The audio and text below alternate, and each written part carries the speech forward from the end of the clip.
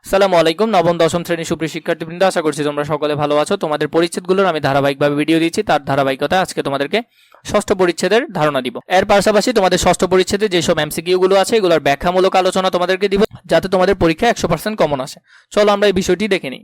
চলো আমরা এটা নিয়ে আলোচনা করি। স্বরধ্বনি উচ্চারণের সময় জীবের উচ্চতা অনুযায়ী, জীবের সম্মুখ পশ্চাৎ অবস্থান অনুযায়ী এবং ঠোঁটের উন্মুক্তি অনুযায়ী স্বরধ্বনিকে ভাগ করা হয়।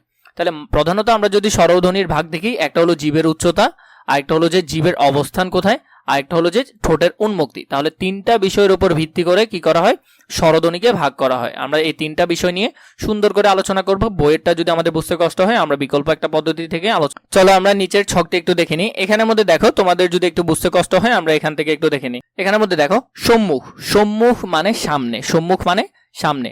কি সামনে? জিভ সামনে থাকবে। যেমন তুমি যদি রস্য ই উচ্চারণ করো, দেখো তোমার জিহ্বা সামনে চলে আসছে। তাহলে রস্য ই এই সেম, এটার উচ্চারণ এবং এটার উচ্চারণ সেম। তাহলে এই যে তিনটা, এগুলো উচ্চারণ করার সময় আমার জিহ্বা সামনের দিকে থাকবে। কোথায় থাকবে? সামনের দিকে। এরপর দেখো মধ্য, স্বরে আ, স্বরে আ উচ্চারণ করলে আমার জিহ্বা মাঝখানে থাকবে। কোথায় থাকবে? মাঝখানে। পশ্চাৎ, রসা উ, ও, সরি ও, এই তিনটা উচ্চারণ করার সময় আমার জিহ্বা পেছনের দিকে থাকবে। কোথায় থাকবে? পেছনের দিকে। তুমি একটুই ভালো করে দেখলে খেয়াল করবে, রস্য ই উচ্চারণ করলে জিহ্বা কোথায় থাকতেছে এবং ও বা রসা উচ্চারণ করলে জিহ্বা কোথায় থাকতেছে তুমি বুঝতে পারবে। এখন দেখো, জিহ্বা তিন অবস্থানে থাকে সেটা তো বুঝলাম। এখন কি উপরে থাকে নাকি নিচে থাকে?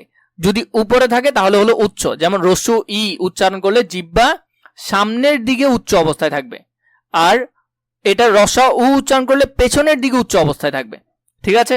এবার দেখো স্বরে আ, স্বরে আ উচ্চারণ করলে জিহ্বা কি থাকবে? নিচে থাকবে। জিহ্বা কোথায় থাকবে? মাঝখানে, নিচে থাকবে।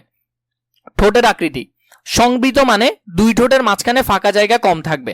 যেমন রসা উ উচ্চারণ করলে দেখবে দুই ঠোঁটের মাঝখানে ফাঁকা জায়গা কম। রস্য ই উচ্চারণ করলে দুই ঠোঁটের মাঝখানে ফাঁকা জায়গা কম, কিন্তু বিবৃত মানে দুই ঠোঁটের মাঝখানে ফাঁকা জায়গা বেশি থাকবে। যেমন স্বরে আ, স্বরে আ উচ্চারণ করলে দেখো তোমার দুই ঠোঁটের মাঝখানে ফাঁকা জায়গা বেশি হচ্ছে। আশা করছি এখান থেকে কিছুটা বুঝতে পেরেছো। তাও তোমরা এখান থেকে ভালো করে দেখার চেষ্টা করবে। দেখবা সংবৃত মানে দুই ঠোঁটের মাঝখানে ফাঁকা জায়গা কম থাকবে, বিবৃত মানে বেশি থাকবে। আর উচ্চ মানে জিহ্বা সামনের দিকে উচ্চ অবস্থায় থাকবে। এরপরে হলো যে বা পশ্চাৎ স্বরধ্বনি হলে পেছনের দিকে উচ্চ অবস্থায় থাকবে। তাহলে আমরা এখান থেকে একটা ধারণা পাচ্ছি, সম্মুখ স্বরধ্বনি হলো এই তিনটা, সম্মুখ স্বরধ্বনি হলো এই তিনটা, মধ্য স্বরধ্বনি হলো একটা, পশ্চাৎ স্বরধ্বনি হলো এই তিনটা। এরপরে সংবৃত স্বরধ্বনি হলো এই দুইটা। এখানে হিবিজিবি হয়ে যাচ্ছে, আমরা নিচের দিকে দেখি।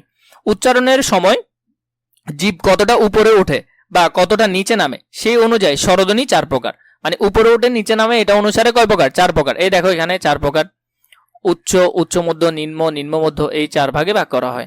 এরপর এগুলো যদি আমরা দেখি, প্রথমে হলো যে উচ্চ, উচ্চ হলো যে কি রস্যই এবং রসাও। আমরা একটু আগে চার্টে দেখেছি রস্যই এবং রসাও হলো উচ্চ স্বরধ্বনি, মানে এটা এই দুইটা উচ্চারণ করলে জিহ্বা উপরেই থাকবে, হয় সেটা পেছনে থাকতে পারে, সামনে থাকতে পারে, সমস্যা নেই, কিন্তু উপরেই থাকবে। উচ্চ মধ্য দেখে নিবে কোনটা, এরপর নিম্ন মধ্য দেখে নিবে, এরপর হলো যে নিম্ন স্বরধ্বনিটা দেখে নিবে। এখানের ক্ষেত্রে আমি তোমাদেরকে বলবো যে বিষয়টা বেশি গুরুত্বপূর্ণ, যেগুলো ভালো করে খেয়াল করবে সেগুলো হলো এই সরিয়া, এটাটা একটু ভালো করে খেয়াল করবে, ভালো করে খেয়াল করবে। এরপর হলো যে প্রথম সারি সংবৃত এবং বিবৃত, এই দুইটা জিনিস ভালো করে মনে রাখবে। এছাড়া এখানে যে বিষয়গুলো, এগুলো বেশিরভাগ ক্ষেত্রে মুখস্থ করে ফেলার বিষয়। এখানে তুমি বুঝে বুঝে পড়ে অতটুকু অনুমান করতে পারবে না সবকিছু। জীবের সম্মুখ এবং পশ্চাৎ অবস্থান অনুযায়ী হলো তিন প্রকার। যেমন সম্মুখ স্বরধ্বনি কয়টা? সম্মুখ স্বরধ্বনি হলো তিনটা। আমি বললাম না, এই তিনটা হলো সম্মুখ স্বরধ্বনি, রস্যই এ, এই তিনটা হলো সম্মুখ স্বরধ্বনি। তাহলে এখানে দেওয়া আছে সম্মুখ স্বরধ্বনি। মধ্য স্বরধ্বনি শুধু একটা, স্বরেয়া, এবং পশ্চাৎ স্বরধ্বনি হলো তিনটা, তিনটা এখানে দেওয়া আছে। সম্মুখ স্বরধ্বনির বেলায় জিভ সামনের দিকে উঁচু নিচু, এবং পশ্চাতের স্বরধ্বনির বেলায় জিভ পেছনের দিকে উঁচু বা নিচু হয়। এগুলো তোমরা এখান থেকে একটু আগে বুঝেছো। স্বরধ্বনি উচ্চারণের সময় ঠোঁট কতটুকু খোলা বা বন্ধ থাকবে? তাহলে খোলা বা বন্ধ কিসের উপর ভিত্তি করে? সংবৃত মানে কম খোলা, বিবৃত মানে বেশি খোলা। এরপর দেখো, এটা অনুসারে চার ভাগে ভাগ করা হয়। সংবৃত, রস্য ই, রসাউ, এটার ক্ষেত্রে কম খোলা। অর্ধ সংবৃত মানে এর থেকে, সংবৃত থেকে একটু বেশি খোলা। এরপরে হলো যে অর্ধবিকৃত, মানে বিকৃত মানে তো বড় কিন্তু তার থেকে একটু কম, সেটা এখানে বোঝাচ্ছে। এগুলো ভালো করে একটু দেখে নিবে, আশা করছি তোমাদের হয়ে গেছে। অনুনাসিক স্বরধ্বনি, মৌলিক স্বরধ্বনি উচ্চারণের সময় বায়ু শুধু মুখ দিয়ে বেরিয়ে আসে, এই সময় কোমল তালু স্বাভাবিক অবস্থায় থাকে, কিন্তু ধ্বনিগুলো উচ্চারণের সময় কোমল তালু খানিকটা নিচে নেমে গেলে কিছুটা বায়ু নাক দিয়ে বের হয়। তো আমরা জানি নাক দিয়ে বের হলে নাসিক্য ধ্বনির উচ্চারণ হয়, এর ফলে ধ্বনিগুলো অনুনাসিক হয়। কি হয়? অনুনাসিক হয়। স্বরধ্বনির এই অনুনাসিকতা বোঝাতে বাংলা স্বরবর্ণের উপরে চন্দ্রবিন্দু ব্যবহার হয়। মোস্ট ইম্পর্টেন্ট একটা লাইন, এটা পরীক্ষায় হুবহু আসতে পারে। তাহলে স্বরধ্বনির এই অনুনাসিকতা বোঝাতে কি ব্যবহার হয়? চন্দ্রবিন্দু ব্যবহার হয়। অর্ধ স্বরধ্বনি হলো 4টা, মৌলিক স্বরধ্বনি হলো 7টা, এরপরে অনুনাসিক ধ্বনিগুলো আমরা দেখব, অর্ধ স্বরধ্বনিগুলো দেখব। অর্ধ স্বরধ্বনি হলো 4টা, মোস্ট ইম্পর্টেন্ট এই ব্যাপারটা। অর্ধ স্বরধ্বনি হলো কয়টা? 4টা। রস্য ই, রসাউ, এ, ও, এই 4টা হলো অর্ধ স্বরধ্বনি। আর বাকি যে স্বরবর্ণের মধ্যে বাকিগুলো আছে, বাকিগুলো হলো পূর্ণ স্বরধ্বনি। যেমন চাই, চয়কার চা, রস্যই, চাই।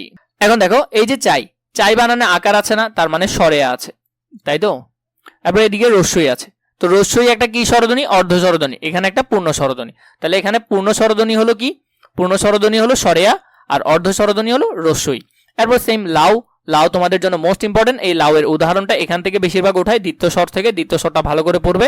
দ্বিতীয় স্বরের যে বিষয়টি ভালো করে দেখে নিবে সেটা হলো পূর্ণ স্বরধ্বনি এবং অর্ধ স্বরধ্বনি একত্রিত উচ্চারিত হলে, মানে একসাথে। যেমন লাউ, লাউ এর মধ্যে আউ, যেমন আউ উচ্চারণ হয়েছে না, লাউ, আউ, এই আউটা একসাথে উচ্চারণ হয়ে গেছে। যেমন ধরো লয়কাল্লা রসাউ, তাহলে একটা স্বরধ্বনি হলো এখানে স্বরেয়া, আরেকটা স্বরধ্বনি হলো রসাউ। তা আমরা জানি রসাউ হলো একটা অর্ধ স্বরধ্বনি। কি স্বরধ্বনি? অর্ধ। স্বরে একটা পূর্ণ স্বরধ্বনি। যখন অর্ধ স্বরধ্বনি এবং পূর্ণ স্বরধ্বনি একসাথে উচ্চারণ হবে তখন তাকে বলা হয় দ্বিত্ব স্বরধ্বনি। তখন তাকে কি বলে? দ্বিত্ব স্বরধ্বনি। তাহলে এই বিষয়টা ভালো করে খেয়াল রাখবে। এখানের মধ্যে এই লাউ উদাহরণটা তোমাদের জন্য খুব বেশি গুরুত্বপূর্ণ, এটা ভালো করে দেখবে। এছাড়া এখানে আরো কিছু আছে যেগুলো একসাথে উচ্চারণ হয়েছে, পূর্ণ এবং অর্ধ স্বরধ্বনি, সেগুলো ভালো করে দেখবে। বাংলা বর্ণমালায় 2টি স্বরধ্বনির জন্য আলাদা বর্ণ নির্ধারিত আছে। যেমন 2টা স্বরধ্বনি আছে যেগুলোকে সাধারণত আমরা যৌগিক স্বরধ্বনি বলি, যেগুলোর ক্ষেত্রে যেমন ওই, ও যোগ রস্যই, ওই, তারপর ও, ও যোগ রসাউ, ও। তাহলে এই যে 2টা স্বরধ্বনি, এগুলো অন্যান্য স্বরধ্বনি মিলে তৈরি হচ্ছে। এখানের মধ্যে একটা পূর্ণ স্বরধ্বনি ও এবং অর্ধ স্বরধ্বনি রস্যই। এইভাবে ওতেও একটা স্বরধ্বনি হলো, পূর্ণ স্বরধ্বনি হলো কি ও, এবং অর্ধ স্বরধ্বনি হলো রসাউ। এগুলোকে আবার যৌগিক স্বরধ্বনিও বলে। অনুশীলনের যে এমসিকিউ গুলো আছে এগুলো আমরা ব্যাখ্যামূলক আলোচনা করব। এখন চলো দেখে নিই। তোমাদের মধ্যে যাদের দাগানো বইয়ের পিডিএফ প্রয়োজন হবে তারা ডিসক্রিপশন বক্সে মেসেজ দিয়ে আমাদের সাথে কথা বলে বইগুলো নিতে পারো। এখান থেকে হুবহু প্রশ্ন কমন পড়বে। চলো আমরা এখান থেকে দেখে নিই গুরুত্বপূর্ণ পরিচ্ছেদ 6 এর যে বিষয়গুলো আছে। উচ্চারণের সময় জীবের কোন অবস্থানের কারণে স্বরধ্বনিকে ভাগ করা হয়? এখানে হবে সবগুলো, উচ্চ, সম্মুখ, পশ্চাৎ সবগুলোর কারণে কি করা হয়? ভাগ করা হয়। এখানে তার ব্যাখ্যা আছে, ব্যাখ্যাটা একটু আগে আমরা বিস্তারিত পড়েছিলাম। রসাউ উচ্চারণের সময় জীবের অবস্থান কোথায় থাকে? রসাউ, রসাউর সময় পেছনের দিকে উচ্চ অবস্থায় থাকে। তাহলে পেছনের দিকে উচ্চ অবস্থায় থাকে। আমরা যদি দোনোটাই দেখি, দেখো এখানের মধ্যেও আছে রসাউ মানে পশ্চাৎ, পেছনের দিকে, কিন্তু কেমন অবস্থান? উচ্চ অবস্থান। এরপরে দেখো রসা উচ্চারণের সময় পেছনের দিকে উচ্চ অবস্থায় থাকবে, এটা আমরা এখান থেকে দেখেছি। এরপরে হলো 3 নম্বরে, স্বরেয়া উচ্চারণের সময় ঠোঁটের উন্মুক্তি কেমন হবে? স্বরে আ, স্বরেয়ার সময় বিবৃত হবে। আমরা দেখেছি চার্টের মধ্যে, আমাদের বইয়ে ছিল স্বরেয়ার সময় কেমন হবে? বিবৃত হবে। এখানের মধ্যে থেকে আমরা খুঁজে পাচ্ছি। তাহলে স্বরেয়ার সময় কেমন? বিবৃত। স্বরেয়ার সময় ঠোঁটের উন্মুক্তি হবে, বিবৃত। স্বরধ্বনির মধ্যে এখানে বাকিগুলো যে আছে কোনটার সময় কি হবে এগুলো আমি তোমাদেরকে চার্ট থেকে ভালো করে বুঝিয়ে দিয়েছি, আশা করছি আর প্রয়োজন নেই। 4 নম্বর, জীবের সম্মুখ বা পশ্চাৎ অবস্থান অনুযায়ী স্বরধ্বনি কত প্রকার? জীবের সম্মুখ পশ্চাৎ অনুসারে 3 প্রকার। যেমন সম্মুখ, পশ্চাৎ এবং মধ্য আরেকটা আছে, তাহলে 3 প্রকার।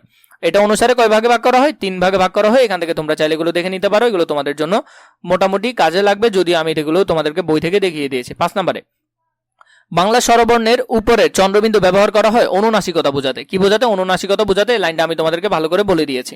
অনুনাসিকতা বোঝাতে কি ব্যবহার করা হয়? চন্দ্রবিন্দু ব্যবহার করা হয়। 8 নম্বর, পূর্ণ স্বরধ্বনি ও অর্ধ স্বরধ্বনি একত্রে মিলে কি হয়? পূর্ণ স্বরধ্বনি, অর্ধ স্বরধ্বনি একত্রে মিলে হয় দ্বিত্ব স্বরধ্বনি। তাহলে দ্বিত্ব স্বরধ্বনির মধ্যে একটা পূর্ণ স্বরধ্বনি থাকবে, একটা অর্ধ স্বরধ্বনি থাকবে, দুইটা মিলে তৈরি হবে দ্বিত্ব স্বরধ্বনি। এরপরে দেখো 8 নম্বরে, লাউ শব্দের মধ্যে কোন স্বরধ্বনি আছে? আ, যেমন স্বরেয়া আছে, রসাও আছে। স্বরেয়া রসাও কোথায়? স্বরেয়া রসাও হলো এখানে। উত্তর হবে ঘ নম্বরটা। আশা করছি তোমরা বুঝেছো। বাকি ভিডিওগুলো ধারাবাহিকভাবে প্রয়োজন হলে কমেন্ট করে জানাবে, আমি তোমাদের জন্য ইনশাআল্লাহ রেডি করার চেষ্টা করব।